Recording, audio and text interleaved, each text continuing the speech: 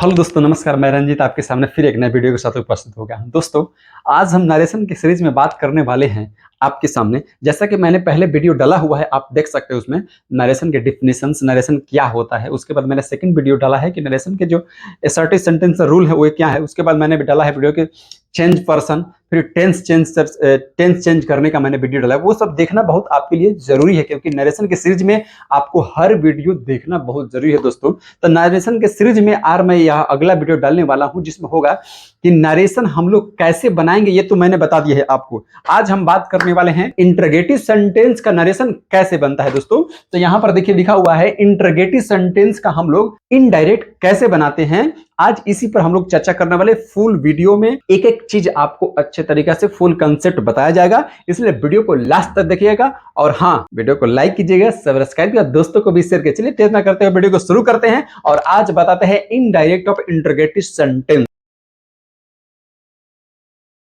देखिए यहां पर दोस्तों इंटरोगेटिव सेंटेंस, देखिए इनडायरेक्ट ऑफ इंटरोगेटिव, जैसा कि आपको पहले मैंने सेंटेंसेस का वीडियो डाला हुआ, आप उसे देख लीजिए। जिसमें मैंने बताया कि सेंटेंस के कितने टाइप होते हैं, किसी ने उसके फॉर्म बताया। फिर भी आज थोड़ी मैं बता देता हूं आपको कि इंटरोगेटिव सेंटेंस, देखिए इंटरोगेटिव जो सेंटेंस होता है दोस्तों, इंटरोगेटिव सेंटेंस दो रूप में होता है। एक होता है स्टार्ट विद हेल्पिंग वर्ब, जो होता है is, am, are, was, were, had, have, ये सब जो होता है, can, could, may, I, must, ये सब जो शुरू होता है वो होता है एक इंटरोगेटिव, जैसे कि आर यू मैड, मतलब यहां पर देखिए हेल्पिंग वर्ब यानी एक्सिलरी वर्ब से शुरू होता है।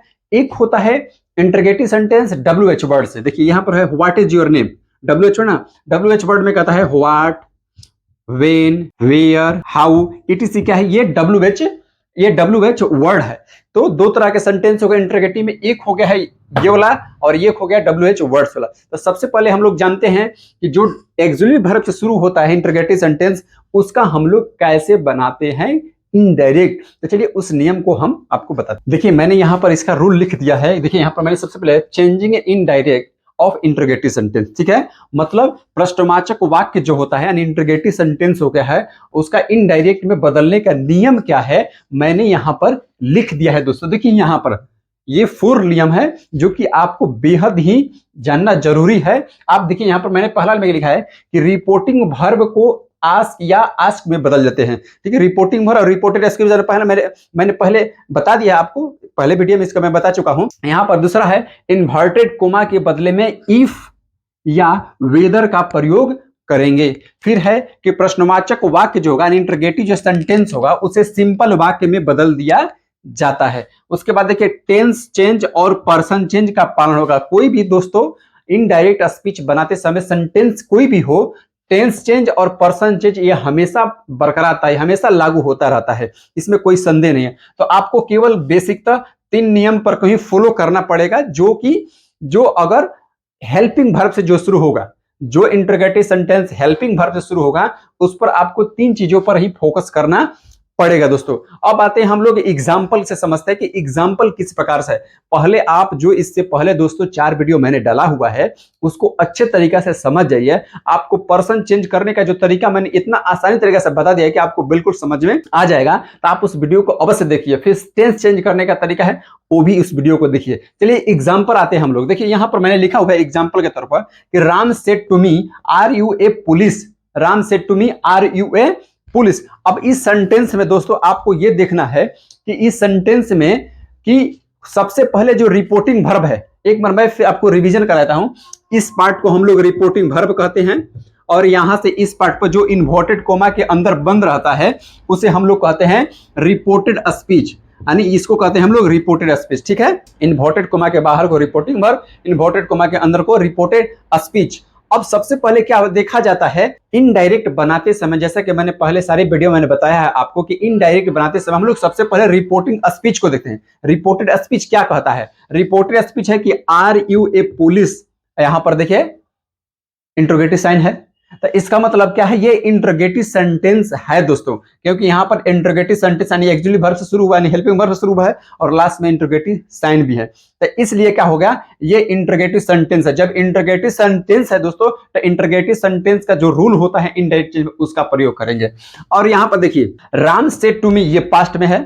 अगर प्रेजेंट में रहता था कोई पहले वाला नियम लगता है, ये नियम लगता है। यहां पर देखिए अब यहां पर क्या है कि सबसे पहले कहा जाता है कि जो रिपोर्टिंग वर्ब है उसके सब्जेक्ट को ज्यों का त्यों लिख दीजिए। ज्यों का त्यों लिख दिए।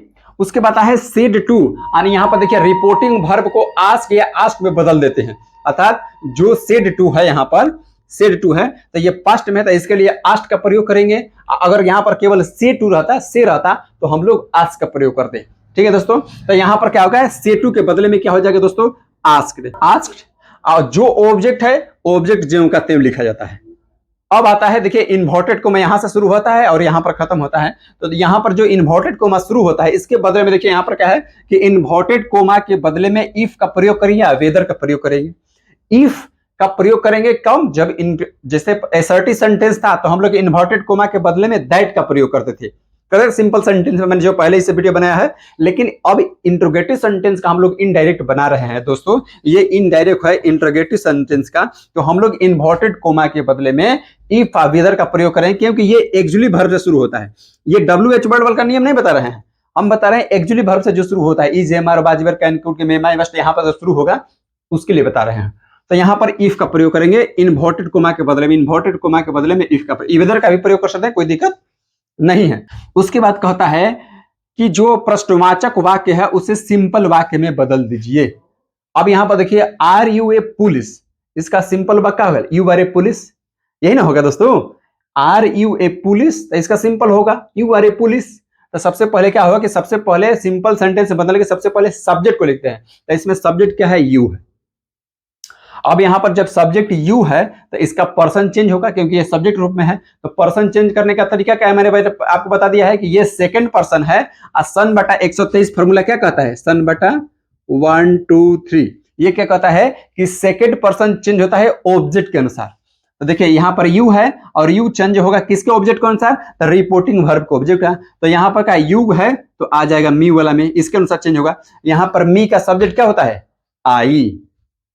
इससे पहले मैंने पर्सन चेंज का वीडियो बनाया हुआ है, अगर किसी प्रकार का थोड़ी भी अगर पर्सन चेंज में आपको दिक्कत हो रहा है तो पर्सन चेंज का कृपया वीडियो देख ले दोस्तों, ताकि अच्छे तरीके से आपको फिर इस वीडियो को देखिए ताकि समझ में आ जाएगी।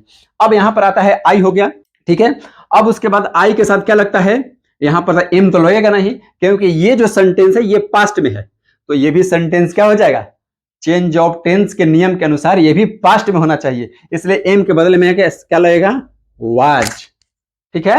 और उसके बाद आता है ए का ए होगा पुलिस का police, Ram asked me if I was a police, ये सेंटेंस हो गया आपको इनडायरेक्ट, ठीक है। अब दूसरा एग्जांपल आपको समझते हैं दोस्तों, बताते हैं।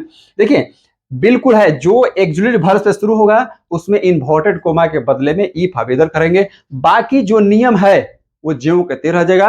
इंट्रोगेटिव सेंटेंस है सिंपल सेंटेंस से बदल देंगे, बिल्कुल सिंपल सेंटेंस से बदलने का तरीका जो है आप बुक से कहीं भी पढ़ सकते हैं, और वो भी देखने से ही पता चलता है। तो नेक्स्ट एग्जांपल देखिए, मैंने आपके सामने एक और एग्जांपल लिखा है, दूसरा एग्जांपल लिखा और ये तीसरा एग्जांपल है, इससे और बेहतर आपको समझ में आ जाएगी। देखिए दोस्तों यहां पर लिखा मैंने, he said to me can you help मी।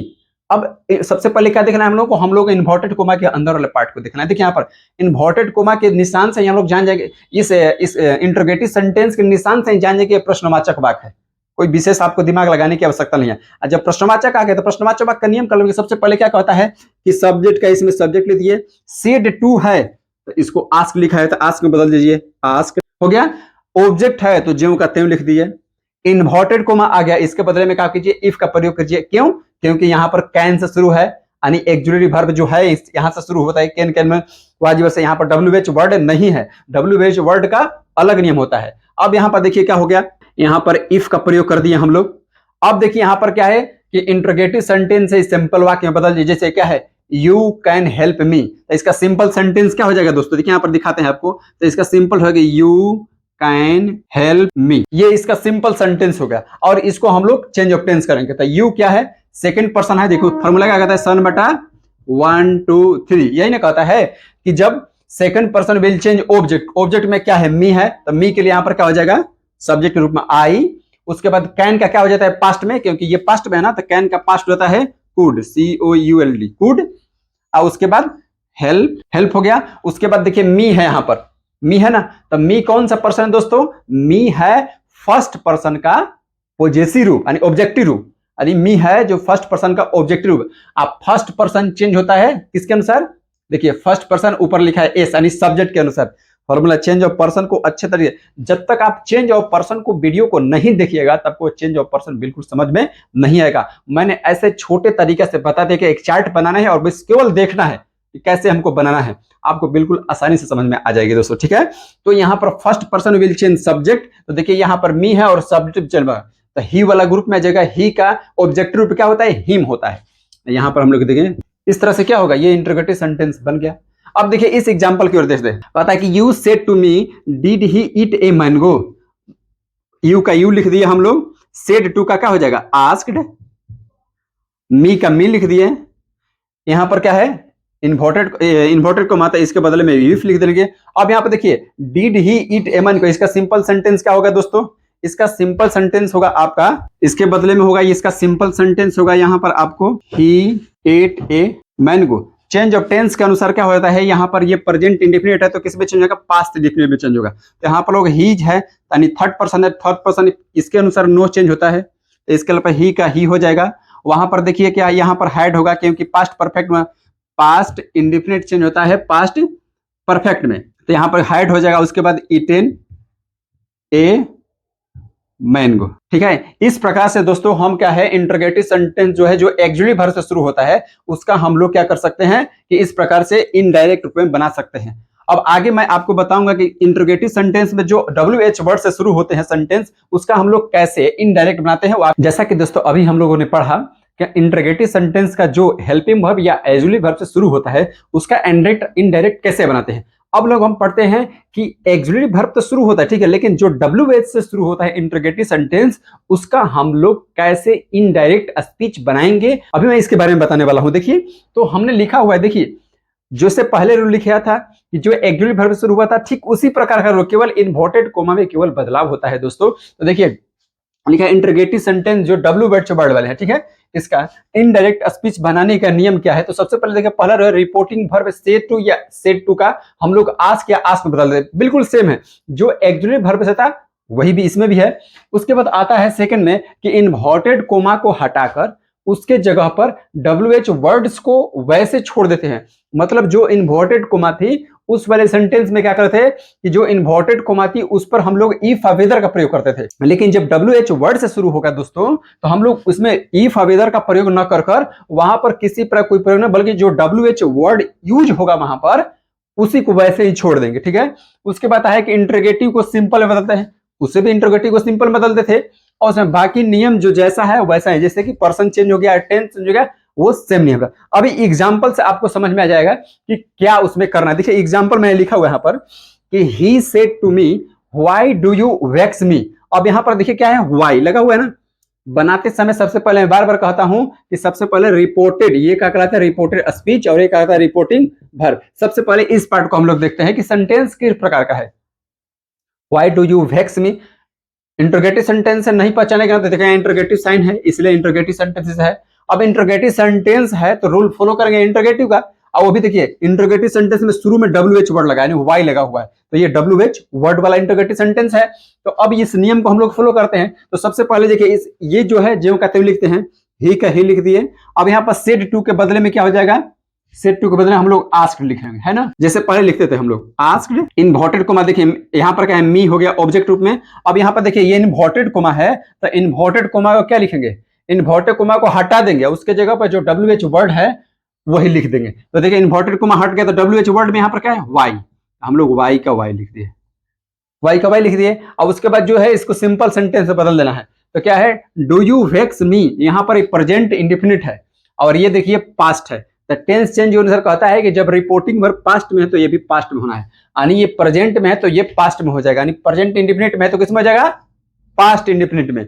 तो यहाँ पर क्या होगा यू है second person, you second person कैसे चेंज होगा, तो यू सेकंड पर्सन देखिए सन बटा 123 कैसे फॉर्मूला का कि second person will change object, है ना। तो यहाँ पर देखिए सेकंड पर्सन है यानी मी है, तो मी के यहाँ पर सब्जेक्ट रूप में है तो मी का सब्जेक्ट क्या होता है आई, पर आई लिख दिए नॉमिनेटिव केस।